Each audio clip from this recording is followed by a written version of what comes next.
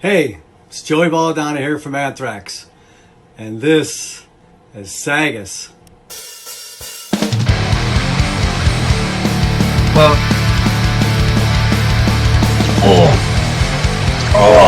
look, this is a big one.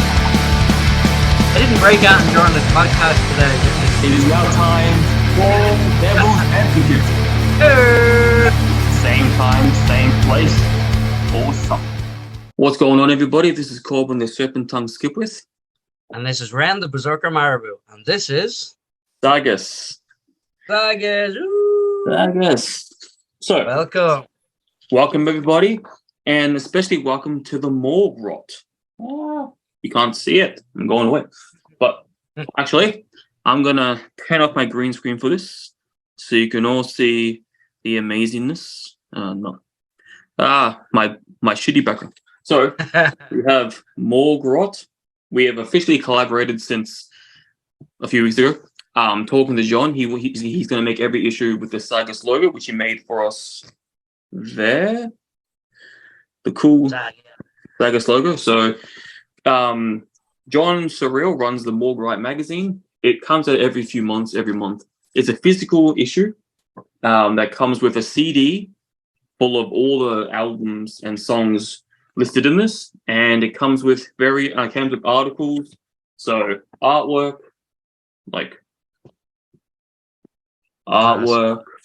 reviews, which I did. Here I am. Yeah, nice. Reviews, all done by me. This whole page is done by me. Yes, there you are. So, has cool artwork all the way around. A bunch of interviews, a bunch of artists listed, some more artwork. Yeah, so go get yours now. I'm going to, as I did with the last video, as you'll see, I put the link at the top over the screen. Where to go to contact John and get your own copy. Trust me, you're going to love them. And he has a new goth edition coming out soon, which is cool because I do dabble in a bit of gothic music myself. So, yeah, make sure to go check those out. Our official new companion in the ever-growing SAGAS Metal Podcast. So, shout out to John, shout out to Morgue Rot, and to all the artists helping out with the issues every month, including myself. I have to write 15 Blitz reviews for this issue upcoming. So I've got my hand deep in it. And actually, I think this is the issue where there's only one Elvis will be headlining the album.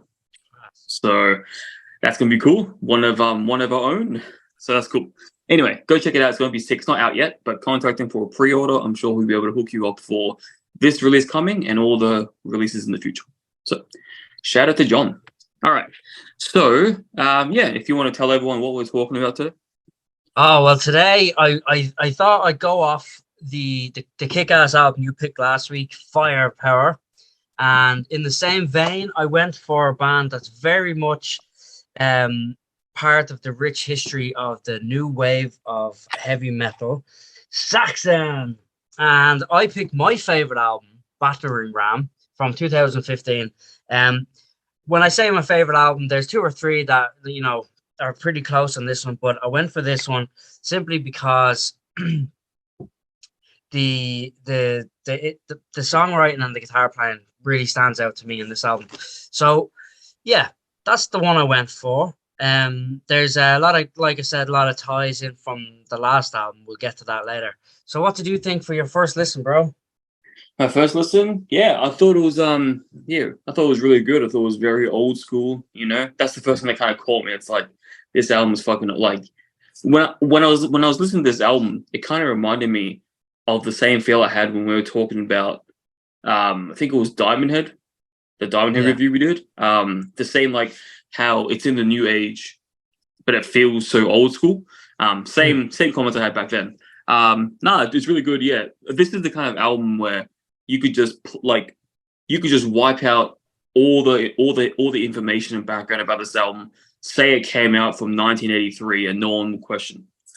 You could just be like, oh, no, they can't, and like no one would bat an eye. They're like, oh yeah, that makes sense.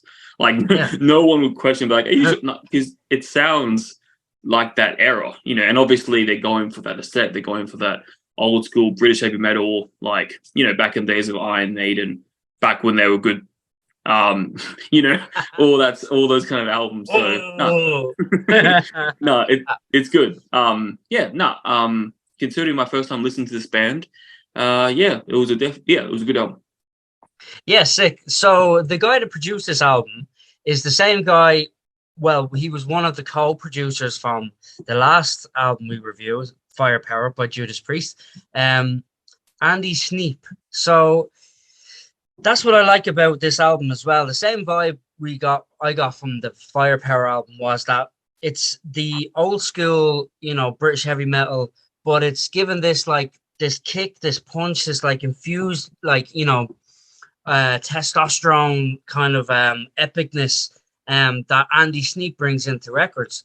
And like we said last week, Andy Sneap played with Motorhead. Recently he's like jumped on, not Motorhead, sorry, Judas Priest. And that's where it brings me to Motorhead, because Motorhead were the bands that were really like in the forefront of this genre back in the day. And Saxon in the 80s jumped on a tour. And every night Lemmy would be on stage and he'd be like, you got to listen to these guys. You got to go buy their record. And like, obviously it's Lemmy, and Lemmy's God. Like, so, you know, you're going to listen to it. So, you're going to listen to him. So they like, it really, really helped them in the early 80s and the late 80s. The 90s got a bit floppy, and I don't know whether it was to do with their management or I don't know. It's still one of those things that people don't understand why Saxon didn't get like to the tippy top. But I don't know. I think they deserve to be there. But sure, whatever. It could, you know, Biff, the vocalist, first and foremost, is a really iconic individual. He has like a very headstrong approach to everything. You know, you see him on stage, he's very commanding guy, which is interesting because back when they toured with Lemmy and Motorhead, they were like, they're tea drinkers. They don't party, you know, and that's what I love about them. I love that they're rock and roll. They are like one of the OGs of that, but they don't partake in all that wild party shit. And Lemmy, I remember seeing an interview with Lemmy, and he was like, they're just fucking drinking tea. How did they get their kicks, or how did they get their rocks off? It's so funny. Like, I could just imagine them sitting like with their little teacups, you know, while Lemmy's there with a bottle of Jack. I just love, that's something that really, I was always really intrigued about these because of that mentality, and the volume of albums they've produced over the years is just unbelievable. Like, and they've always stuck to their guns, and yeah, it's just, I just wanted to talk about Biff and the boys with their tea and whatnot. So I was gonna say, I wouldn't. It's not really their fault, Saxon, because I don't think there's anyone. I don't think there's a rock star. I would say there's probably less than the fingers on my hand amount of rock stars that could out party Lenny. Yeah, so yeah, exactly. I don't really think it's their fault for that. Maybe Ozzy, maybe Robert Plant back in his day. Yeah, but I mean, there's a very few names. So Freddie Mercury. I mean, so you know that whole situation. Even if they were not teaching, because even if they were heavy-handed alcoholics, like Lenny was the worst of the worst with that. So I mean, you would have lost either way. He would have seen. He's the kind of guy who actually, like, I know this is kind of derailing, but I remember also hearing a story about what's her name, about Lemmy meeting the girl who sang the song "Hit Me With Your Best Shot." What's her name? Right. Fucking for her name. That woman. Hit me with your best shot. Yeah. Apparently when she came into the scene, Lenny tried to like hit on her.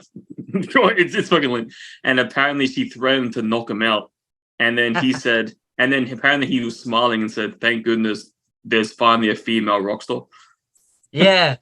So, Was like, it Joan Jett? Is it Joan Jett? Did she sing that song now? Not hang Joan on, let me Jett. search this up. Sorry for the derailing, guys. Let me let me hit. This is our general conversation, everybody.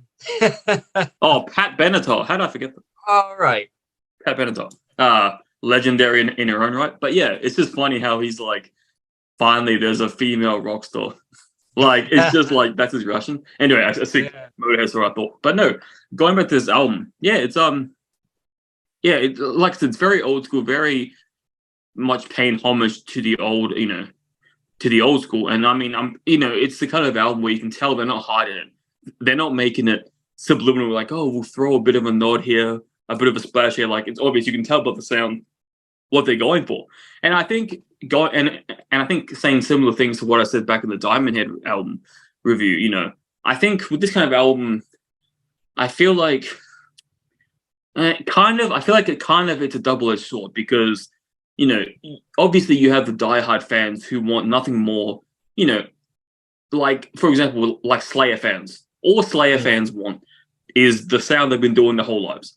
Slayer they've never really gone out of their comfort zone. Slayer sounds like Slayer. Every song kind of sounds the same.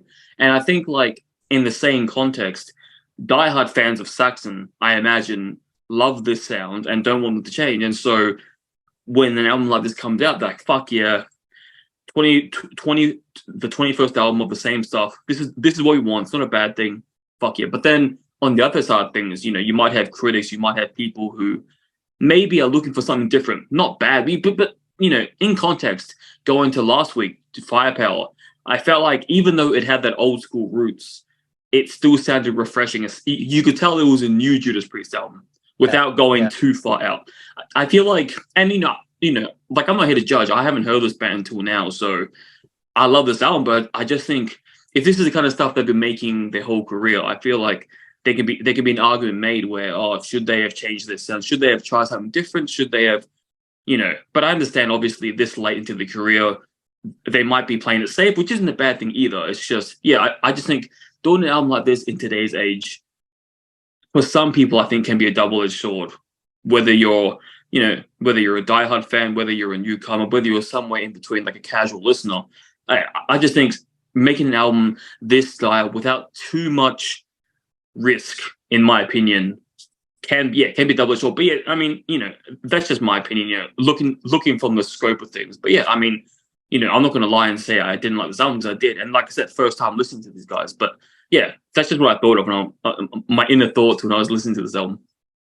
Yeah, I mean, like, they've kind of gone through a few phases that are ever so slightly, there's never been that huge diversion from their sound. The thing I loved about them all the years was the fact that they done this, like, British heavy metal, but they always brought in some, like,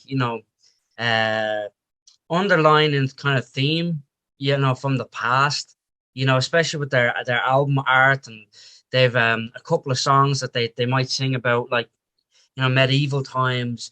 And there's a couple of songs about the Hammer of the God. There's one song, and obviously that's Norse based. But the albums from Call of Arms in 2011, and Sacrifice then, and then Battering Ram, and then Thunderbolt, for me, they all kind of sit together in this new sound. There's a newer album again, Inspirations and Carpe Diem. Like, they are just churning out albums, man. And I just can't get over the consistency from, 1979 was the first album, self-titled Saxon. And it's just, to be able to do that. And there's been changes in the lineup, but not a huge amount for that kind of span in that career, But my favorite addition to the band was Doug. When Doug came in on the guitar, I was just like, yeah, this is bitchin'. Like, he is absolutely killer. Is the way he composes, riffs is just it's so epic. And it's so funny because before he joined Saxon, he played with David Hasselhoff in like 93. you know, Mr. Michael Knight himself, like, you know, so to go from playing with David Hasselhoff to being in Saxon is a pretty wicked transition. But another callback to Firepower, they supported Judas Priest on the Firepower tour. So, you know, it's all kind of locked in there with the same producer, and he toured with them and stuff like that. Like, but I have to say, one of my favorite drummers, he joined the band in 1981, Nigel Glocker, and he's just, you know, he's not the original drummer. There was another drummer before him called Pete Gills, but he left in 81, and I think he was only there for like 4 years. Like, the band only really took off in 79. Um, so yeah, I would call Nigel like one of the originals. I'm gonna have to get my pen stuck in me. There you go. I'm out. I thought I was gonna be trapped there forever.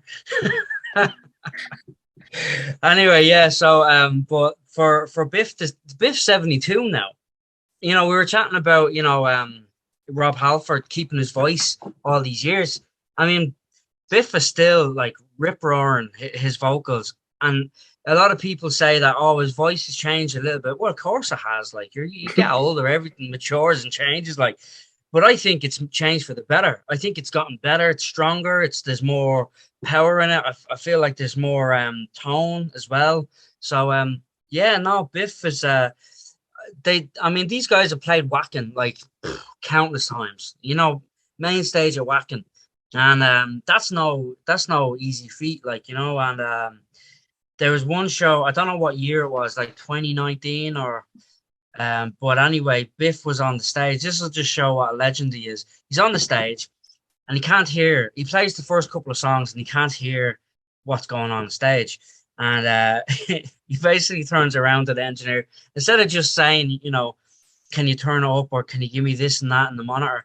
He turns around and he goes, okay, right, we're gonna get this right. Sorry, audience, right? First of all, I want the audience in my front wedge here. And then he goes through every instrument and everything, telling them exactly where he wanted. He's like, right, I need the bass. And like he didn't come across as like an arsehole. It was just like a commanding presence, you know?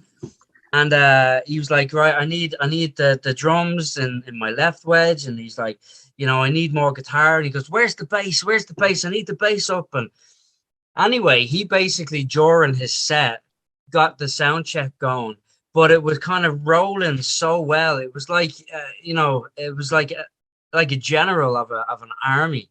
You know, it was absolutely amazing. It just shows, you know, the kind of character he really is, and why the band is still together to this day. Because anybody that's ever been kicked out of a band has been kicked out of the band by Biff. You know, Graham Oliver was kicked out of the band. I can't remember exactly why, but I remember he wasn't pulling his weight, and he's like, "Oh, you're out, man," you know. And then there was all this like trying this, who gets to keep the name of Saxon, because, you know, you two original members fighting for it, and it was a lawsuit, but Biff and his team won in the end anyway, thankfully. But yeah, there's just so much interesting stuff about these boys, like and they're tea drinkers. That made me think, if we ever had to fight for ownership of Sagas, I'll lose pretty easily, because you'd be like, the name Sagas from my album. You fucking it wouldn't be hard. Yeah, but actually I don't know why this reminded me, but because you're talking about like how what's his name? How Biff like commanded and stuff. This is completely irrelevant, but it made me think. I don't know why, but like I remember I was back in the day as a teenager. I watched the music video for this Dragon Force. You know that band, Dragon Force? Yeah, Dragon. Speed metal, whatever. I watched the music video for one of their songs, and obviously they're known for their like 10-minute solos, like they're fucking insane. And in one of the songs, they got to the solo part. They're like 5 minutes into the solo. The camera turns to the lead singer, and he's just sitting there eating nachos, like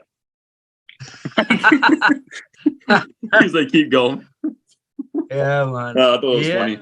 Like 5-10 minute solos, he's just like Doesn't know what to do. Yeah, but I don't know how that reminded me, but it's just like the band doing their thing, and then you just have one member like,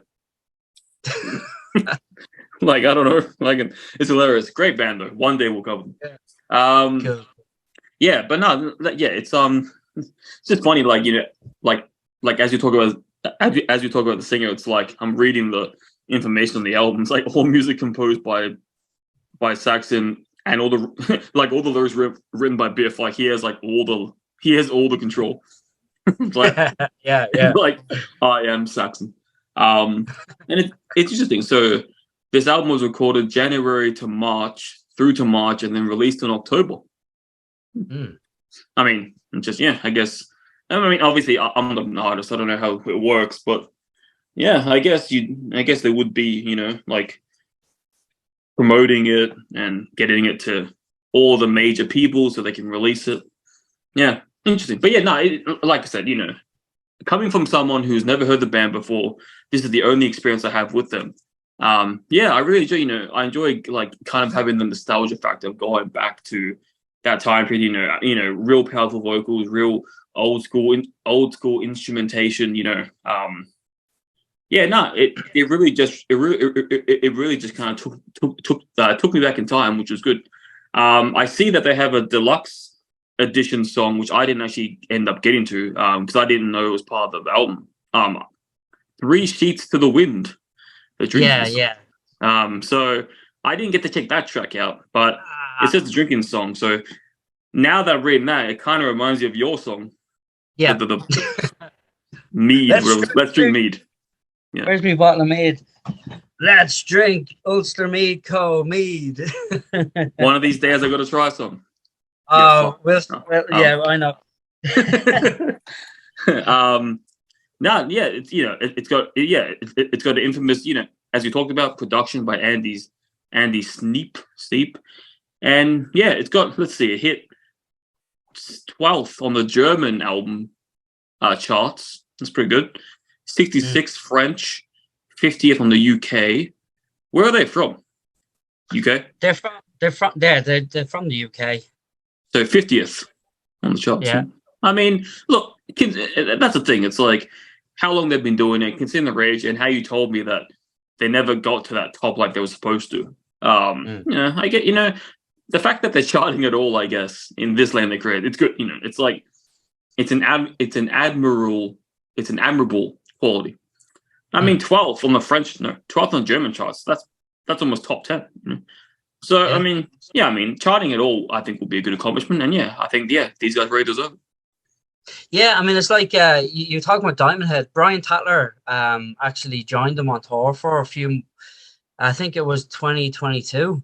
I mean, it's fairly recent. Like, and Brian Tatler, Diamond Head guitar player, founding member and stuff. So, yeah, they're very much tied in. And I think like Biff would have sang with Metallica, as a guest one time and stuff. So like they're up there and they're like kind of respected with their peers and stuff, But yeah, speaking about, I had a little list here as well. Their releases, they had 8 UK top 40 tracks in the 80s alone. And then they had 4 UK top 10 albums and 2 top 5 albums. So, for anybody else, this is an illustrious career. This is like a major imprint on, British heavy metal. But because they're up there compared to the likes of Def Leppard and which I don't really know why they're compared to them, but that's one of them, Iron Maiden, and all them boys, you kind of, it's just in comparison, but they've had a wicked massive career. And like I said, they played Wackendonna how many times in the main stage, Bloodstock, all the big major festivals all over the world. And I think they're coming to Ireland soon as well. And I was like, oh, Jesus, I'd love to support them. Like, I would lose my shit if I got that slot. I don't know whether we went ahead with it or not, but yeah, they've been on a load of labels, big labels. Like there's like a collection of songs from their EMI years. As you know, EMI are massive, and they were with Warner as well, and Virgin, and all these big Steam Hammer, all these big labels. Like, but the other thing that really makes me gravitate to these boys is, I don't know if I ever mentioned on the podcast, but the number 747 has been following me for fucking years. Like, I'm talking 10 years, maybe more. I keep seeing 747 everywhere. And 747 is synonymous with these guys as well. And their website, for anybody who wants to check them out, is Saxon747.com. And it's they have a track, Flight 747 or something. It's a record anyway. It's the first record I ever got. I tried to find it. It's in there in my records over there, but I couldn't find it. I got it in a second-hand store in England when I went over to a festival. And ever since then, I was just like, oh, these are amazing. But they played with, like, you know, you think about it over the years, they played with Motley Crue, they played with Metallica, Megadeth, Slayer, Anthrax, Pantera, Testament, Dokken, Overkill, you know, Dream Theater. They played with everybody. Like, they have been on the major stages with everybody over the years, and all these bands have nothing but mad respect for them, you know. The EMI years, were 83 to 87, which is it's just killer. Like, but not bad for a bunch of lads that like to drink tea and be civilized and stuff, you know. Yeah. You know, I've always, you know, in my opinion, if glam slash hair metal was the big popular brother in this analogy, Def Leppard is the little unpopular brother that was forced to come along because the parents made him. I don't understand why Def Leppard got as big as it did either. It was like, I never got into them. I never found them interesting. It's the one hair metal band, well, big hair metal band that I never gave a fuck about. I was like, I don't know why you guys are in these top lists, but anyway, that's my beef, I guess. Well, you know, I am excited to get into our Devil's Advocate this week. So, who do you want to sponsor today? Yes, this week I want to show everybody something really wicked, right? This is Cassidy's guitar sent Cass, because our bass player Cass is now endorsed by them. So they sent them this Bluesville bass, and it's customized with the Berserker symbol. That's sick. It's an absolute monster. It's an absolute monster. Like, I am loving this bass. So we just have it here because we're writing and tracking at the moment. This is my Cassidy's bass, which I probably showed you all before. The seafoam green. So that's, when it comes to basses, they're called Cassidy's guitars, but they could also be called Cassidy's basses because they make absolutely sick bass machines. So anybody who's looking for a nice bass, you know, if you talk nicely to the lovely Mr. Simon Cassidy, he might customize it for you as well. He's a very, very cool dude, and they're based in the UK. So get yourself a bass from Cassidy's Bass Guitars. Nice. I definitely won't be needing one, but it definitely look cool. And wait until Cass sees this footage of you touching this bass. I'm sure a murder will happen soon. So, Cass, I'm touching your stuff. That'll be funny if it just came out. You just see a picture of me on the floor later on with the bass broke over my head. I'll be like, all right, I guess Cass is the new host. What's going on? Just instantly replace you. That's cool. Shout out to the company. I'm going to do Viking Trinkets today. So Viking Trinkets are a company we've been talking to for a few months. I'm going to put the link on the screen today. They are amazing. They have a lot of cool quality stuff. I love their work. I love the designs, such as their serpent bracelet, which connects with the head. You just clip the head, goes on like that. I wear it all the time. It is, I got the largest one, the biggest size. It's customizable, I'm pretty sure, in the size, but my one's the largest, and we both have the Fenrir, I'm pretty sure, the Fenrir edition pendant necklace. This is the original. I don't think the original chain. I have the original hammer on my dad's shrine. I have here for him. So yeah. Well, yeah, we have the hammer on it, and it's very nice fitting, very comfortable. I wear it every day. I haven't taken it off in ages. You can wear it in the shower, to sleep, to work, just hide it in. Very easy. Yeah, so go get yours today. I'll put the link on the screen when I edit this, so you can get yours. And check out our promo code, which is, tell us again, Ron. SMP10. SMP10. Get 10% off. And if you do order for them, tell them that the SAGAS podcast sent you. I'm sure they'll be very pleased to hear that. Cool. So now, you know what time it is, Ren? You know what time it is?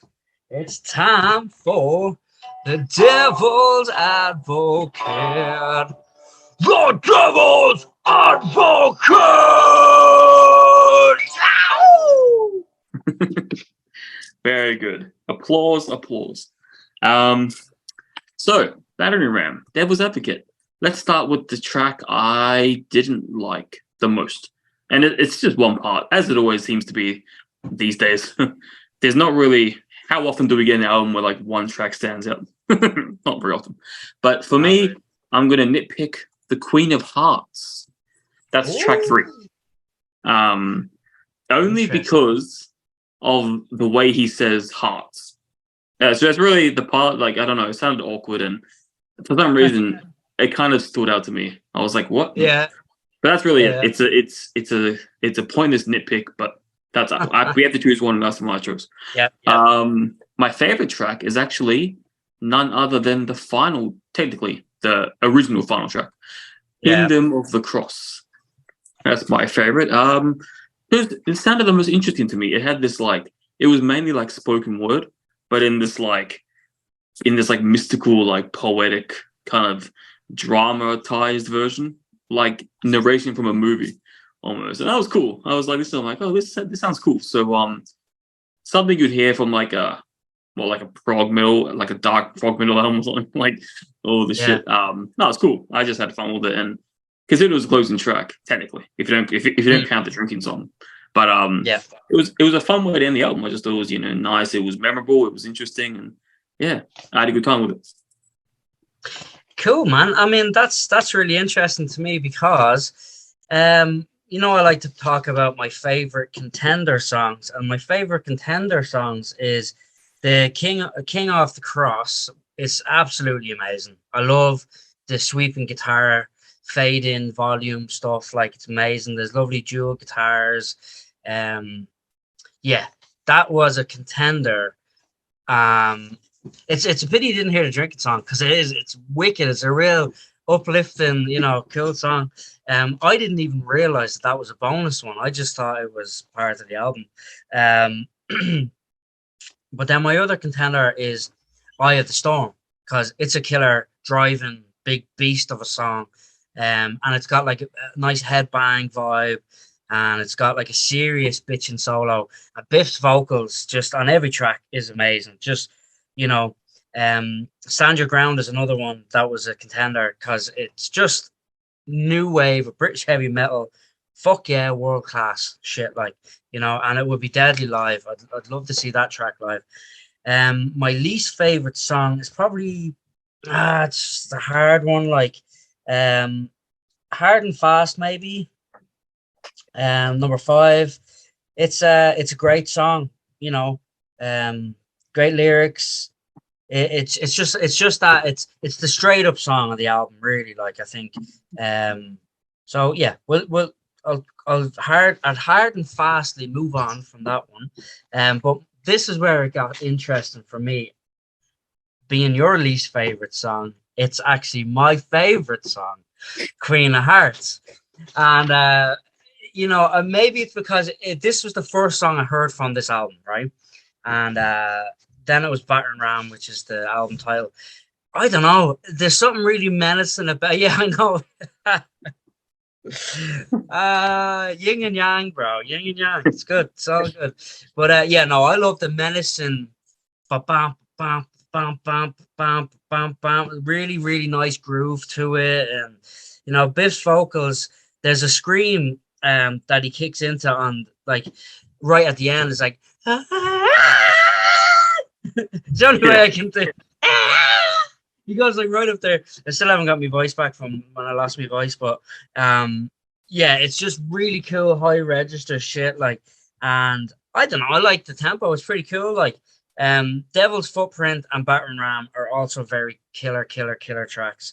I found it very hard to find a song I didn't like, and literally the overall vibe of Queen of Hearts is why I picked that as my favorite.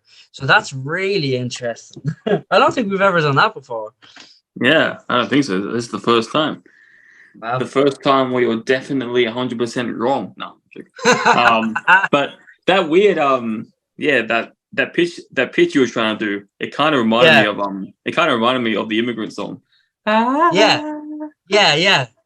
Very same register. Yeah. Fuck yeah. Yeah, well, no, that's a good album.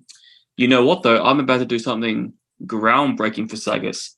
So groundbreaking, in fact, that after this, you might have to try and make me like a custom 20-second, like custom special music thing, because this would be the first official, I think, maybe, the first official edition of SAGAS Metal Podcast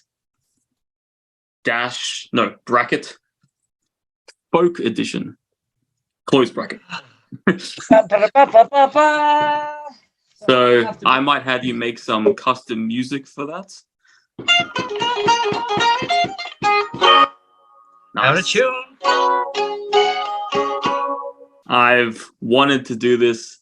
I've wanted to cover folk for a while because whenever I think of metal, I always think of like, you know, rock, punk, folk, blues. I think of rock and roll. I think of everything put together. And I've always wanted a platform to talk about all kinds of music, and folk is a very big part of my music, my musical vocabulary. I listen to it there's so many artists I listen to on a daily basis, but I feel like I had to start it off with an album that I think, so I have 2 albums in my list that I think are in my opinion, there are 2 choices for best folk album of the past few decades. And that would be the one that I'm not going to talk about, which is an album by Richard Dawson. He is an indie folk artist, and he did an album called, let me search it up real quick. I forgot the name of it.